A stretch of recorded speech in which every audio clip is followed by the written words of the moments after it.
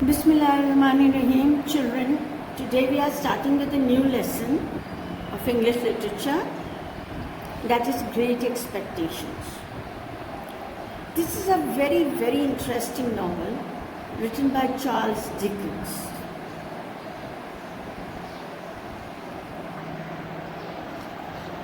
This is a story actually of an orphan. Who is an orphan? A child who does not have parents, whose parents have died. Now this story, Great Expectations, is about a young boy. He called himself Pip. He tells his story in the entire novel, his experiences of life. Let's begin. My father's family name being Pirip, and my Christian name Philip. My infant tongue could make of both names nothing longer or more explicit than Pip. So I called myself Pip and came to be called Pip. Here, Pip is trying to give his own introduction, that his family name was Pirip. Father's family name was Pirip, and his own name was Philip. But his young tongue, infant, as a young child, he could not pronounce anything better than Pip. I give Pirip as my father's family name on the authority, that is, on the belief of his tombstone and my sister, Mrs. Joe Gargery, who married the blacksmith.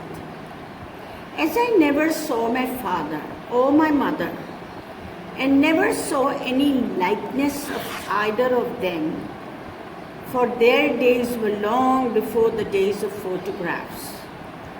My first fancies regarding what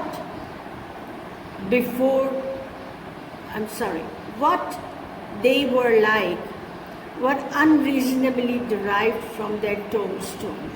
Now what does this paragraph mean? He's telling us that whatever he could say about his parents was on a speculation or just an idea that he was trying to make from what was written on the tombstone, the stone on which the detail of the dead person is written. From that he was trying to make out what did they actually look like or who they were, because in those days when his parents must have been alive, there were no photographs. So that is why he is just making a guess, because he cannot exactly say what they really looked like. He was just derived from their tombstone. Whatever was written on the tombstone, from that he was trying to make out how they were, what they were. This is how it was.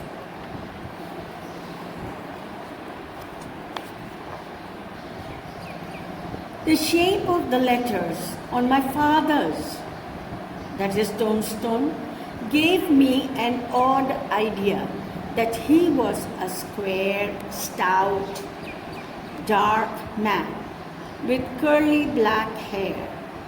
From the character and term of the inscription, that is the writing, also Georgiana, wife of the above, I drew a childish conclusion that my mother was freckled and sickly.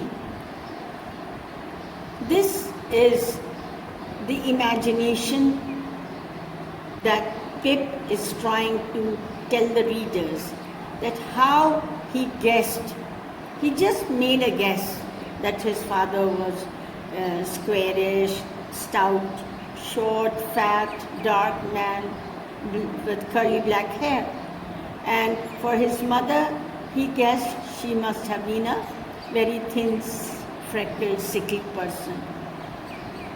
To 5 little stone lozenges, each about 1.5 feet long, which were arranged in a neat row beside their grave and were sacred to the memory of 5 little brothers of mine who gave up trying to get a living exceedingly early. I am indeed, for a belief, religiously entertained that they had all been born on their backs with their hands in their trousers pockets, and had never taken them out in the state of existence. Now this is just odd kind of feelings and thoughts that were in the mind of Pip. He is just introducing us to his family. Both his parents are dead and 5 younger brothers. They were also dead. And there were 5 small graves too beside his parents. Ours was the marsh country. Now Pip is trying to describe the area, the vicinity where he used to live. The country was a marsh country. Marsh where everything is very wet and lot of dirt, filth around. Down by the river. So he lived near the river in a marshy area, within 20 miles of the sea, and the sea was quite close. My first most vivid, clear and broad impression of the identity of things, recognition. Identity here means recognition of things, seems to me to have been gained on a memorable raw afternoon towards evening. At such a time, I found out for certain, for sure, that this bleak place, bleak, dark, dull place, overgrown with nettles, lot of small shrubs and creepers, was the churchyard, and that Philip Pirrip, late of this parish, and also Georgiana, wife of the above, were dead and buried, and that Alexander, Bartholomew, Abraham, Tobias, and Roger, infant children of the aforesaid. Aforesaid, the people we are talking about before. So Georgiana and Pirrip, they both had these children, 5 of them, were also dead and buried, and that the dark, flat wilderness beyond the churchyard, the area which was beyond the churchyard, intersected with dikes. Now, dikes, what are dikes? Actually, the area which is the sides of the river, those are dikes. The area which is made as a boundary, those are dikes, and mounds and gates with scattered cattle feeding on it. Was the marshes, and that the low leading line beyond was the river, and that the distant, that is far away, savage lair which the wind was rushing was the sea, and that the small bundle of shivers, growing afraid of it all and beginning to cry, was Pip. So this is the picture which Pip paints about the place where he used to live, close to the river, close to the sea. Suddenly he hears a sound, a noise. "Hold your noise," cried a terrible voice. As a man started up means appeared From among the graves at the side of the church porch means open area at the entrance of the church, "Keep still, you little devil, or I'll cut your throat." A fearful man, all in coarse grey, with a great iron on his leg, a man with no hat, and with broken shoes, and with an old rag tied round his head. A man who had been soaked in water, and smothered in mud, and lamed by stones, and cut by flints, and stung by nettles, and torn by briars, who limped, and shivered, and glared, and growled. Glared to look very hard, growled to talk in a very loud and ferocious voice, and whose teeth chattered when the teeth touch both the set of teeth, the upper one, the lower one, they start touching each other and they produce a sound. So we call it chattering. So when his teeth chattered in his head, as he seized me by the chin, seized me, caught me. Now, in this paragraph, Pip is trying to tell us that as he was in the graveyard, in the churchyard, he was already in a very depressing mood and he was a little bit rather scared. The environment was not very nice, but at that time he suddenly hears a noise, and that noise was very, very fearful. And even the look of the man who appeared from the graves, between the graves, he came out and appeared. And what did he have? He had an iron on his leg, and he was not wearing a hat, and his shoes were broken, and he was wearing torn clothes, and he had a piece of cloth tied round his head. He was also soaked in water. He was all wet and messy because of mud. And he was walking in a very, in the lame manner because of the stones that were found there in the churchyard. And his feet were also hurt because of the shrubs, the creepers, the thorns that he came through. He limped and shivered, and he looked at Pip, and he growled in a very ferocious manner. How does Pip react? "Oh, don't cut my throat, sir," I pleaded in terror. That means being afraid. "Pray don't do it, sir."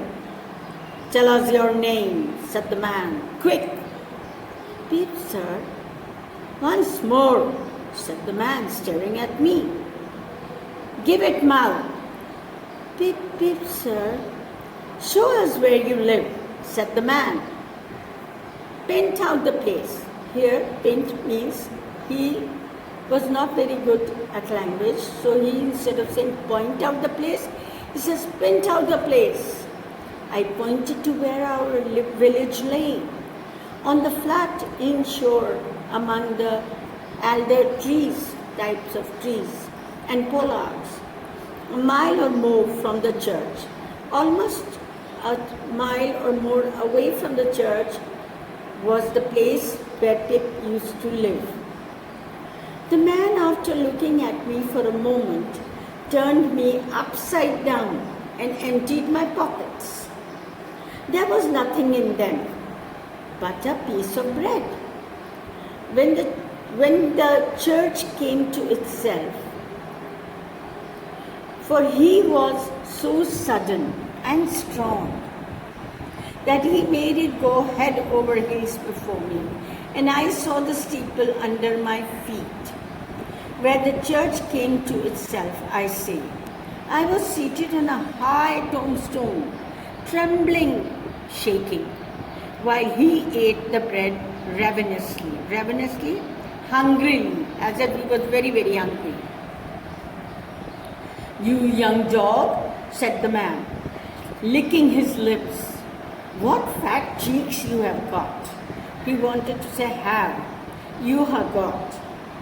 I believe they were fat, though I was at that time undersized, that means weak, for my years and not strong. "Darn me if I couldn't eat him," said the man with a threatening shake of his head, "and if I had half a mind to it." Now he's trying to tell Pip. The man says that what fat cheek you have. If I could, I would love to eat them. I earnestly expressed my hope that he wouldn't, and held tighter to the tombstone on which he had put me, partly to keep myself upon it, partly to keep myself from crying. Now actually what the situation was, that ferocious, that horrible looking man had caught hold of Pip, and he hung him upside down, and then later he placed him on one of the a tall tombstone. "Now looky here," said the man. "Where's your mother?" "There, sir," said I. He started, made a short run, and stopped and looked over his shoulder.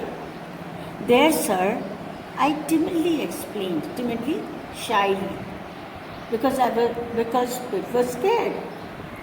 "Also Georgiana, that's my mother." "Oh," said he, coming back. "And is that your father, or longer your mother?" "Yes, sir," said I. "Him too, late of this parish, of this village. He belonged to this parish." "Ha," he muttered, then considered, muttered, to speak within in your mouth softly, as if you are talking, complaining about something. "Who'd you live with, supposing you are kindly let to live?" Which I haven't made up my mind about. Now here in this line he's trying to say, if you are allowed to live, because he was trying to threaten him, scare him by saying that I'm going to cut your throat, eat your cheek, and if I allow you to live, because his intentions were not very good. That is what he was trying to show to Pip. So he says, if at all you are allowed to live, and I have not made up my mind what to do with you, but can you tell me, where do you live, with whom do you live? "My sister, sir, Mrs. Joe Gargery, wife of Joe Gargery, the blacksmith, sir." "Blacksmith, said he, and looked down at his leg. After darkly looking at his leg and me several times, he came closer to my tombstone, took me by both arms, and tilted me. Tilted means to make one move on one side, back as far as he could hold me, so that his eyes looked most powerfully down into mine. That means he stared at Pip very closely, and mine looked most helplessly up into his. So both of us were looking at each other. This is what Pip tells us. "Now looky here," he said. "The question being whether you are to be let to live. You know what a file is." "Yes, sir." "And you know what victuals is?" "Yes, sir." After each question, that he tilted me over a little more. That means after every sentence that he spoke to Pip, he would push him a little more on a side, so as to give me a greater sense of helplessness and danger, as if he was going to do something bad with Pip. "You get me a file." He tilted me again. So by the way, he asks Pip to bring a file and some victuals. Here victuals, he means some provision of food because he was hungry. You get me a file, he tilted me again, and you get me victuals, he tilted me again. You bring 'em both to me, he tilted me again. Or I will have your heart and liver out, he tilted me again. So every time he spoke one sentence, he would push the little boy on one side further and further. So much so that he was so scared as to what is going to happen to him. And he also scared him by telling him that if he doesn't bring those two things for him, the food and the fire, what he would do, he will take his heart and liver out. Is it clear, children? All right. Are you enjoying the story? I'm sure you must be. Very interesting. I was dreadfully frightened and so giddy. Giddy is when you are not feeling well, you feel as if you are getting, you can see the whole world round and round, and you get vertigo. That I clung to him, I held him tightly. I had to hold him, the ferocious man, very tightly with both hands and said, if you would kindly please to let me keep upright, that means if you will allow me, make me stand straight, sir, perhaps I shouldn't be sick and perhaps I could attend more. So he tells the man that if you put me straight, let me stand on my feet properly, then maybe I could feel better, I would not feel sick, and I could listen to you, attend to you more carefully. He gave me a most tremendous dip. That means just pushed me on one side and rolled so that the church jumped over its own weathercock. Now, this is what this expression is telling us, that everything went round and round. This is what he's trying to say. Then he held me by the arms in an upright position on the top of the stone and went on in these fearful terms. You bring me tomorrow morning early that file and them victuals. You bring the lot to me at that old battery over yonder. Yonder means over there. You do it, and you never dare to say a word or dare to make a sign concerning your having seen such a person as me, or any person, somever, and you shall be let to live. If you fail, or you go from my words in any particular. Here he means particular. He says particular. No matter how small it is, and your heart and your liver shall be tore out, roasted and ate. See how that man was trying to threaten Pip? Poor young boy, he was threatened again and again. If he would not bring a file and the food for him, then he is going to take his heart and liver out. Now, I ain't alone. Now, to add to the horror, to add to make him more scared, he now tells him, now, I ain't alone. He tells Pip that he's not alone, as you may think I am. There is a young man hid with me, in comparison with which young man I am an angel, a secret way, peculiar to himself. It means peculiar. He says peculiar, it is actually peculiar, typical, of getting at a boy. Now he's trying to threaten Pip by saying that I am not alone, I have another man along with me. He is more horrible and he is more scaring, and compared to this man, I am an angel. So obviously that young child got terribly scared. If this man is so horrible, and that man, and he calls himself an angel, is compared to the other man, So he's wondering how horrible the other man must be. And at his heart, he knows, and he tells Pip that he knows how to get at the heart and liver of a person. It is in vain. Here, vain is V-A-I-N actually. It is useless. It's of no use for a boy to attempt to try to hide himself from that young man.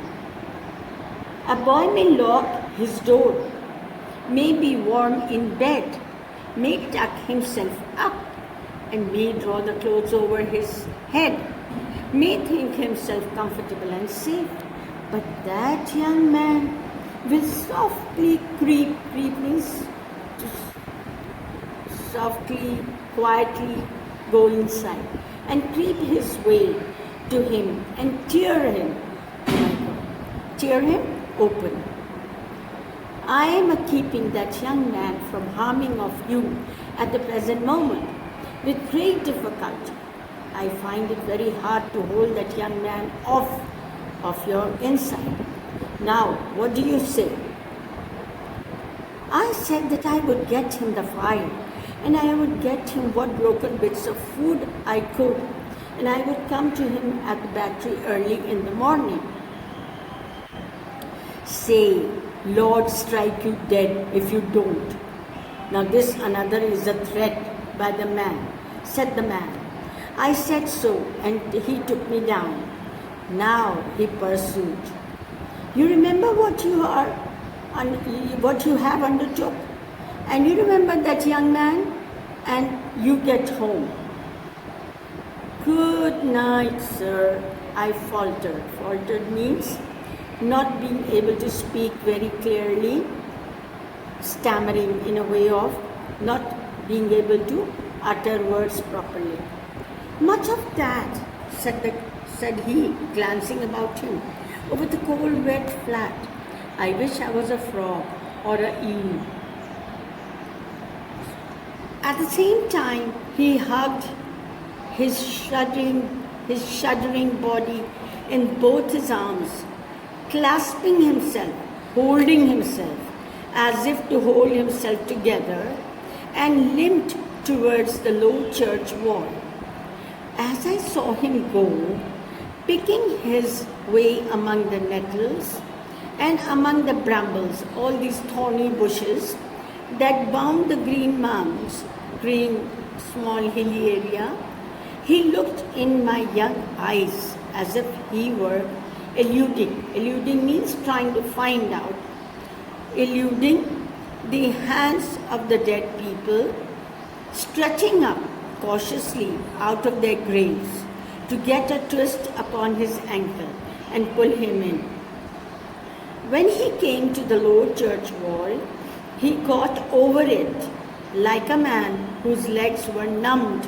Numbed means having no feeling and stiff, and then turned around to look for me. When I saw him turning, I set my face towards home and made the best use of my legs. What does he mean by saying made the best use of my legs? I ran very, very fast as he could. But presently, I looked over my shoulder and and saw him going on again towards the river, still hugging himself in both arms and picking his way with his sore feet. His feet were sore, they were hurt among the great stones dropped into the marshes here and there for stepping places when the rains were heavy or the tide was in. The marshes were just a long black horizontal line then, as I stopped to look after him, and the river was just another horizontal line, not nearly so broad, not yet so black, and the sky was just a row of long angry red lines and dense black lines mixed together. On the edge of the river, I could hardly make out the only two black things in all the prospects scenario that seemed to be standing upright. One of these was the beacon by which the sailors steered.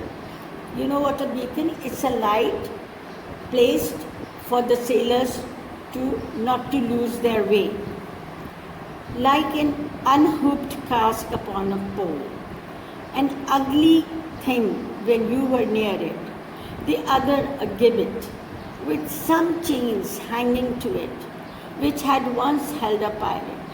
The man was limping on towards this latter, as if he were the pirate come to life and come down and going back to hook himself up again. It gave me a terrible turn when I thought so, and so I saw the cattle lifting their heads to gaze after him. I wondered whether they thought so too.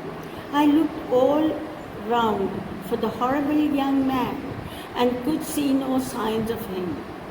But now I was frightened again and ran home without stopping.